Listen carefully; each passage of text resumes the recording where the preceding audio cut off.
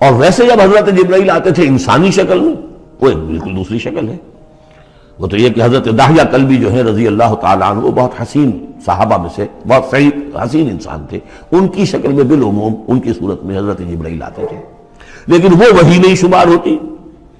ہم نے السنہ وہ حدیث جس میں جبرائیل آئے اور حضور نے فرمایا جبریل تھے جو تمہیں تمہارا دین سکھانے آئے تھے، لیکن وہ قرآن میں نہیں ہے، السنہ ہے، قرآن نہیں ہے۔ البتہ یہ کہ حضرت جبرائیل کو ان کی اصل ملک کی شکل میں حضور نے اپنی ان آنکھوں سے 2 مرتبہ دیکھا ہے۔ ایک مرتبہ بالکل آغاز میں، جبکہ حضرت جبرائیل جو ہیں ایسے ظاہر ہوئے، حضور اتر رہے تھے غار حرا سے، جبل نور سے، تو آپ کو آواز آئی یا محمد۔ یہ پہلی وحی کے بعد جو فترت ہوئی ہے، کچھ عرصے کے لیے وحی رکی رہی، اس وقت واقعہ پیش آیا۔ آپ نے سامنے دیکھا، پیچھے دیکھا، کوئی نہیں، نظر کوئی نہیں آیا۔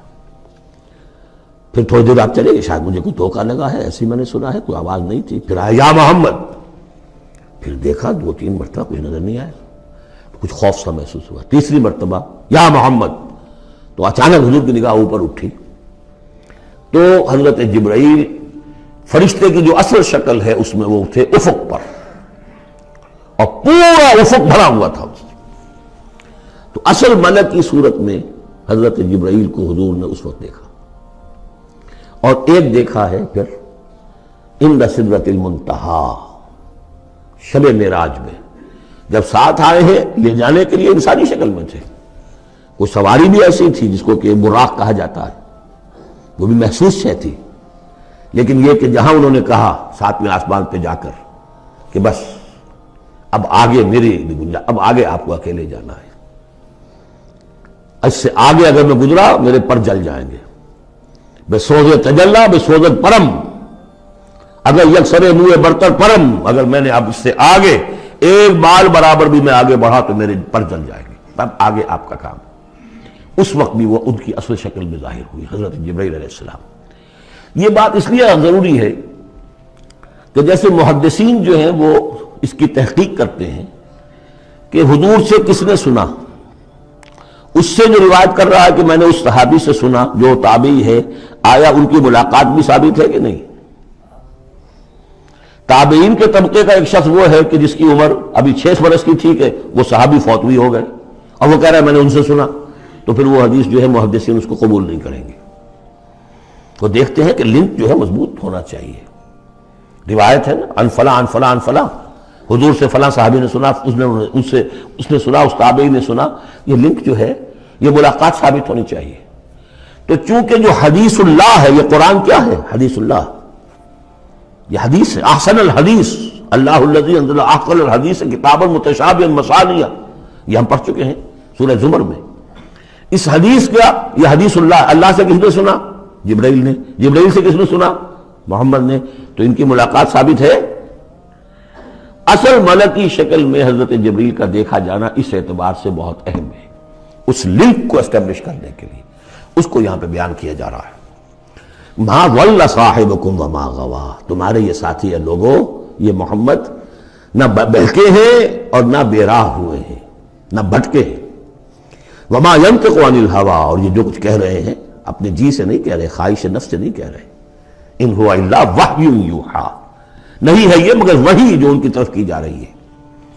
علمہ شدید القوی، انہیں تعلیم دی ہے، سکھایا ہے اس نے جو بہت طاقتور والا ہے۔ یہاں حضرت جبرائیل ہیں جو مراد ہے۔ علمہ شدید القوی، یہ قرآن کس نے سکھایا محمد کو؟ شدید القوی، ذو مرۃ، وہ بڑا زور آور ہے، فاستوی، وہ سیدھا ہوا، وہو بالافق الاعلی، اور افق اعلیٰ کے اوپر وہ محمد کو نظر آ رہا تھا صلی اللہ علیہ وسلم۔ ثم دنا فتدلی، پھر ذرا نیچے کو لٹکا، قریب آیا، فکان قاب قوسین او ادنی، اور پھر وہ اتنے قریب آ گیا کہ جیسے 2 کمانوں کا فاصلہ ہو یا اس سے بھی قریب۔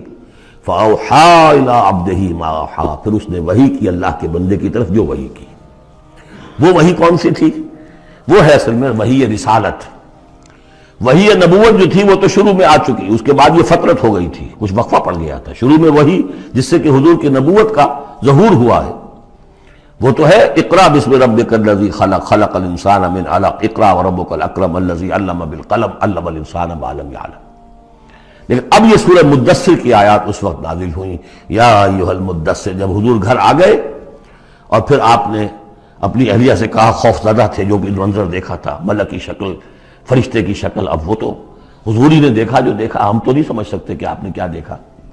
لیکن یہ کہ اس کے بعد آپ آئے، آپ نے کہا مجھے کمبل اڑا دو، لحاف اڑا دو، لحاف اوڑھ کر آپ لیٹ گئے. تو پھر وہ وہی یا ایھا المدثر قم فانذر وربک فکبر، اے لحاف میں لپٹ کر لیٹنے والے کھڑے ہو جاؤ اور خبردار کرنا شروع کر دو لوگوں کو. اور تمہاری اس دعوت کا نقطۂ آغاز تو انذار ہے، اور اس کا ہدف دنیا میں تکبیر رب ہے. رب کو بڑا کرو، اس کی بڑائی منواؤ، اس کی بڑائی نافذ کرو. اس کا نقشہ کھینچا گیا ہے.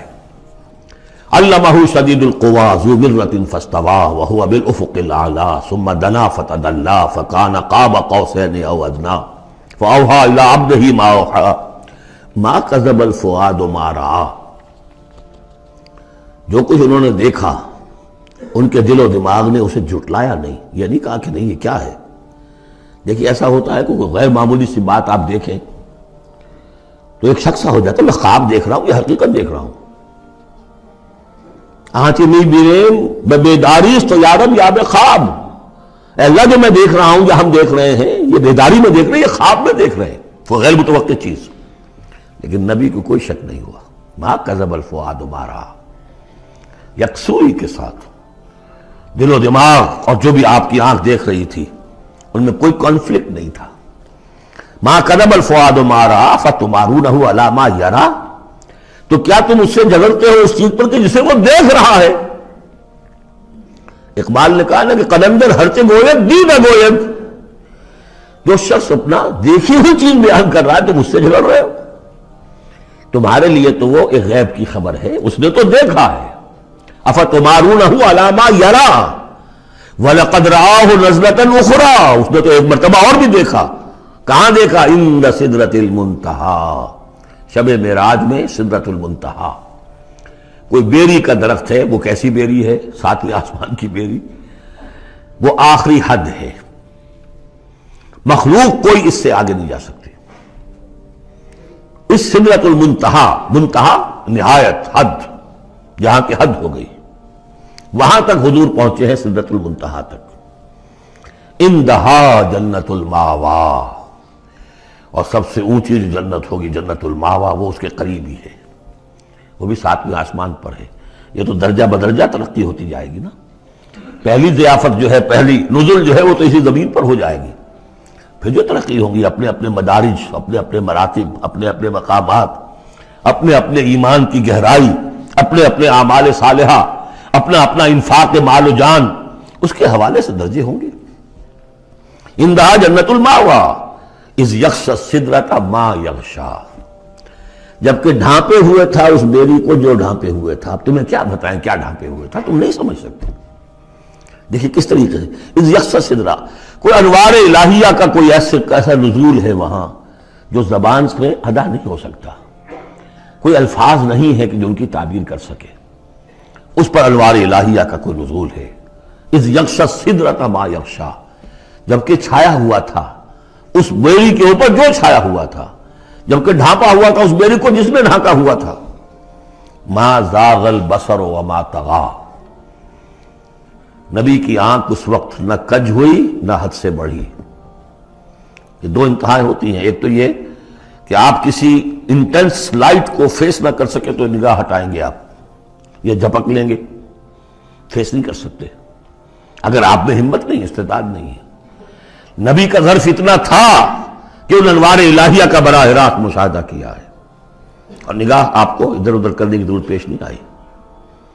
لیکن طغیٰ ایک حد ادب بھی ہوتا ہے جس سے آگے انسان کو نہیں جانا چاہیے. نگاہ جو ہے اس نے بے ادبی کی روش بھی اختیار نہ کی. علامہ اقبال نے، واقعہ یہ ہے کہ اس آیت کو میں نے سمجھا علامہ اقبال کے ایک شعر سے، اور اکثر و بیشتر لوگ نہیں سمجھ سکے اس آیت کو. ذوق و شوق کے نام سے جو ان کی نظم ہے بال جبریل میں، وہ میرے نزدیک ان کے شاعرانہ جو ان کی استعداد ہے اس میں بلند ترین نظم ہے. وہ جہاں تک پیغام ان کا جو ہے امت مسلمہ کے لیے، اس کے لیے ابلیس کی مجلس شورا، وہ کلائمیکس سے، اور وہ ہے بھی ان کے آخری زمانے کی نظم ہے، سن 36 میں انہوں نے کہی ہے۔ اس کے بعد تو بیماری اتنے رہے ہیں، بہت کم اشعار کہے، لیکن اس میں ذوق و شوق میں ایک شعر ہے: عین وصال میں مجھے حوصلہ نظر نہ تھا، عین وصال میں مجھے حوصلہ نظر نہ تھا، گرچہ بہانہ جو رہی میری نگاہ بے ادب، میری نگاہ بے ادب بہانہ تلاش کرتی رہی کہ میں مشاہدہ براہ راست کروں، حالانکہ عین وصال ہے اس وقت، لیکن یہ کہ میرے اندر حوصلہ نہ تھا کہ میں حسن کا براہ راست مشاہدہ کر سکوں۔ عین وصال میں مجھے حوصلہ نظر نہ تھا، گرچہ بہانہ جو رہی میری نگاہ بے ادب۔ یہاں ان دونوں چیزوں کے برعکس بات ہے جو اقبال اپنے بارے میں کہہ رہا ہے۔ میں تو بے ادب بھی ہوں، اور میں تو چاہتا تھا کسی طریقے سے حد ادب سے تجاوز کر کے دیکھوں، لیکن میرے اندر تو حوصلہ نہیں تھا۔ محمد میں وہ حوصلہ تھا، دیکھا ہے، براہ راست دیکھا ہے، نگاہ جما کر دیکھا ہے، لیکن ایک حد سے تجاوز نہیں کیا، حد ادب کے اندر رہے۔ ما زاغ البصر وما طغى لقد رأى من آیات ربہ الکبریٰ، دیکھا انہوں نے اپنے رب کی عظیم ترین آیات کو۔ اب وہاں جا کر جو مشاہدہ ہوا ہے وہ تو اللہ کی عظیم ترین آیات کا ہے، اور اسی سے در حقیقت دلیل ہے ام المومنین حضرت عائشہ صدیقہ رضی اللہ تعالی عنہ اور حضرت عمر رضی اللہ تعالی عنہ کا جو قول ہے۔ شب معراج میں بھی حضور نے اللہ کو نہیں دیکھا، اللہ کی عظیم ترین آیات کو دیکھا، جو تجلی تھی اس وقت اللہ کی۔ حضرت عائشہ صدیقہ کا کہنا تو یہ ہے کہ نور لا یرا، وہ نور ہے، دیکھے کیسے جا سکتا ہے۔ بہرحال وہاں بھی قرآن جو کہہ رہا ہے وہ یہ نہیں کہہ رہا ہے کہ اللہ کو دیکھا، نہیں، جیسے کہ وہ جو شب معراج میں پہلا سفر کا حصہ تھا زمینی، مسجد حرام سے مسجد اقصی تک، سبحان الذی اسریٰ بعبدہ لیلا من المسجد الحرام الی المسجد الاقصی الذی بارکنا حولہ لنریہ من آیاتنا، وہاں پر بھی اللہ نے اپنی آیات کا مشاہدہ کرایا، لیکن وہ زمینی آیات ہیں اللہ کی، وہ برکات جو ہیں زمینی ہیں۔ یہ تجلی جو ہو رہی ہے یہ ہو رہی ہے اس سدرۃ المنتہا پر، آخری حد ہے، مخلوق کی آخری حد ہے، اس سے آگے کہیے حرم ہے، حریم ذات ہے اللہ کی، جس میں کسی غیر کا کوئی دخل ممکن نہیں۔ اس حد پر جا کر جو وہاں تجلیات باری تعالیٰ تھے ان کا مشاہدہ کیا ہے۔ لقد رأى من آیات ربہ الکبریٰ۔